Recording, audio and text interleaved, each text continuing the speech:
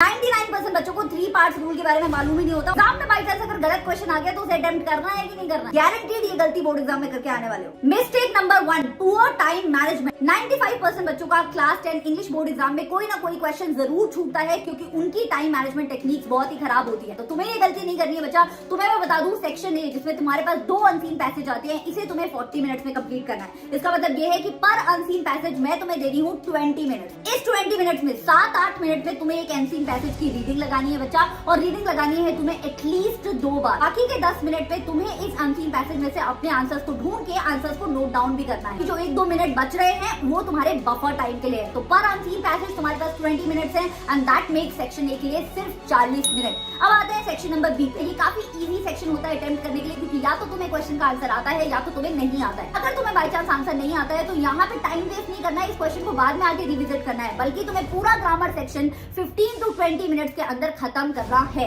फिर आते हैं सेक्शन नंबर 3 पे बच्चा, जिसमें है तुम्हारा राइटिंग सेक्शन। सबसे ज्यादा बच्चे राइटिंग सेक्शन पे ही टाइम वेस्ट करते हैं, लेकिन तुम्हें ये गलती नहीं करनी है। वर्ड लिमिट को फॉलो करते हुए तुम्हें फॉर्मल लेटर को लिखने में लगाने हैं 10 मिनट्स और पैराग्राफ को लिखने में भी लगाने हैं 10 मिनट्स। 5 मिनट्स ले लो तुम बफर के लिए, तो पूरा सेक्शन तुम्हें कंप्लीट करना है 25 मिनट्स के अंदर। अब आता है सेक्शन नंबर डी, जो कि तुम्हारा लिटरेचर सेक्शन। इसमें सबसे ज्यादा सवाल आते हैं और सबसे ज्यादा लेंथी सेक्शन होता है ये। तो मैं इसके लिए तुम्हें दे रही हूँ 1 घंटा। 1 लाइनर क्वेश्चन पे लगाने हैं 1 से 2 मिनट। 3 मार्क्स के क्वेश्चन पे तुम स्पेंड कर सकते हो 4 to 5 मिनट्स और बड़े क्वेश्चन पे तुम स्पेंड कर सकते हो 6 to 7 मिनट्स। इससे ज्यादा टाइम स्पेंड करोगे तो तुम टाइम वेस्ट कर रहे होगे, क्योंकि तुम्हें आखिरी में 30 से 35 मिनट चाहिए पेपर की प्रेजेंटेशन के लिए और पेपर को अच्छे से रिवाइज करने के लिए।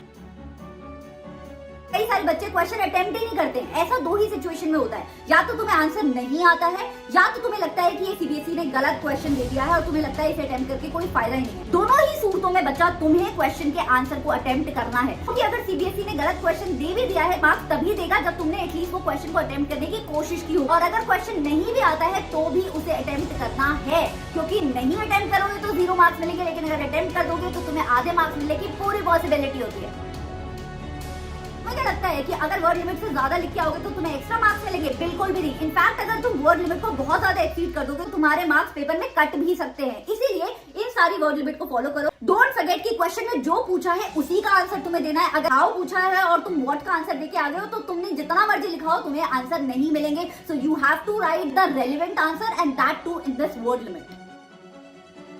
3 पार्ट्स रूल ही नहीं पता होता बच्चों को। तुम्हें पता है कि पेपर में लेटर राइटिंग के लिए, पैराग्राफ राइटिंग के लिए और लॉन्ग आंसर्स के लिए 3 पार्ट रूल फॉलो होता है। उसका मतलब ये है कि जब तुम लेटर लिख रहे हो तो तुम्हें जिन 3 पार्ट्स का ख्याल रखना है वो है ये। अगर तुमने गलत फॉर्मेट लिखा है तो तुमने नो मैटर कितना अच्छा लेटर लिखा है तुम्हें नंबर नहीं मिलेंगे। At the same time opening line और क्लोजिंग लाइन पे एक एग्जामिनर सबसे ज्यादा ध्यान देता है। तो format, opening and closing line पे अगर तुमने अच्छे से एस कर दिया है तो तुम्हारे लेटर राइटिंग में पूरे नंबर सिक्योर हो चुके हैं। पैराग्राफ का फॉर्मेट ये होता है बच्चा। अलग-अलग पैराग्राफ के लिए मैं तुम्हें यहाँ पे ओपनिंग लाइन के एग्जाम्पल दे रही हूँ। इन एग्जांपल्स को तुम अपने बोर्ड एग्जाम में लिख के आ सकते हो and I kid you not, you will get full marks with them. अब आते हैं लॉन्ग आंसर्स पे, जिनका 3 पार्ट रूल ये कहता है कि तुम्हें आंसर्स को भी इंट्रोडक्शन, मेन पॉइंट्स और कंक्लूजन में डिवाइड करना है। डोंट फॉरगेट कि बड़े आंसर्स में अगर तुम्हें पैराग्राफ ब्रेक करना पड़ रहा है तो उसमें कोई भी बुराई नहीं है, लेकिन पैराग्राफ ब्रेक तभी किया करो जब पहले पैराग्राफ और दूसरे पैराग्राफ के बीच में एक कंट्रास्ट डिफरेंस है। फॉर एग्जाम्पल इस क्वेश्चन में 2 चीजें पूछी गई हैं। पहला, लेंचो को क्या लग रहा था कि रेस्ट ऑफ द मनी किसने ले लिया, और दूसरा, सिचुएशन की आयरनी क्या थी। क्योंकि दोनों चीजों में थोड़ा सा कंट्रास्ट है तो यहाँ पे हमने पैराग्राफ ब्रेक किया हुआ है।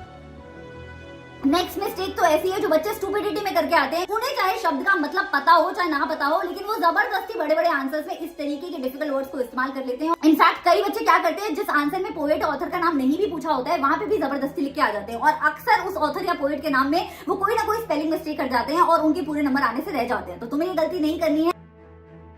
Those overthinking स्टूडेंट जिन्हें अगर एक क्वेश्चन नहीं आ रहा होता है तो वो उसी पे अपना सारा टाइम वेस्ट कर देते हैं और उसकी वजह से उनका इंग्लिश एग्जाम छूट जाता है। गलती नहीं करनी है बच्चा, चाहे ग्रामर सेक्शन में कोई तुम्हें आंसर नहीं आ रहा है, चाहे लिटरेचर सेक्शन में नहीं आ रहा है, लेकिन जब भी कोई एक आंसर पे तुम अटक रहे हो 1 मिनट से ऊपर उस आंसर के बारे में सोचने पे तुम्हें नहीं लगाना है। बाद में उस आंसर को रिविजिट करना है। कई बार जब हम पूरा पेपर करते हैं और फ्रेश माइंड से उस क्वेश्चन को दोबारा रिविजिट करते हैं तो हमें अपना आंसर खुद पे खुद मिल चुका होता है। तो क्वेश्चन सारे अटेम्प्ट करने हैं, लेकिन अटके हुए क्वेश्चन पे टाइम वेस्ट नहीं करना है। लास्ट मिस्टेक्स बच्चे करते हैं कि वो पेपर प्रेजेंटेशन के नाम पे अपनी इंग्लिश शीट को कुछ इस तरीके का बना के आ जाते हैं। भैया ये इंग्लिश का एग्जाम है, ड्राइंग का एग्जाम नहीं है। तुम्हें इंग्लिश की पेपर प्रेजेंटेशन को बहुत ही सिंपल रखना है। हेडिंग्स और सब हेडिंग्स को मेन टेक्स्ट से थोड़ा सा अलग रखना है। जो भी और तुम्हें इंपॉर्टेंट लग रहा है या सेंटेंस इंपॉर्टेंट लग रहा है उसे तुम पेंसिल से अंडरलाइन कर सकते हो। एट द सेम टाइम तुम्हें मार्जिन से सट के अपना फॉर्मेट लगाना है लेटर का, बीच में कोई गैप नहीं छोड़ना है, एक स्ट्रेट लाइन में तुम्हारा लेटर होना चाहिए। और ग्रामर सेक्शन में तुम्हें आंसर्स को इस तरीके से अटेम्प्ट करना है। इसके अलावा तुम अगर पेपर प्रेजेंटेशन पे पूरी वीडियो चाहते हो तो इस चैनल को सब्सक्राइब करके बेल आइकन को जरूर प्रेस कर लेना कि इसी टॉपिक पे 25 फरवरी को एक माइंड ब्लोइंग वीडियो लेके मैं आ रही हूँ। एक्स्ट्रा डिफिकल्ट वर्ड्स को बिना सोचे समझे पेपर में यूज नहीं करना है। I hope this video help you. अगर इस वीडियो में कोई पॉइंट मुझसे छूट गया है तो मुझे कमेंट्स में बताना मत भूलना। I will see you next time. All the best for your English exam. Bye.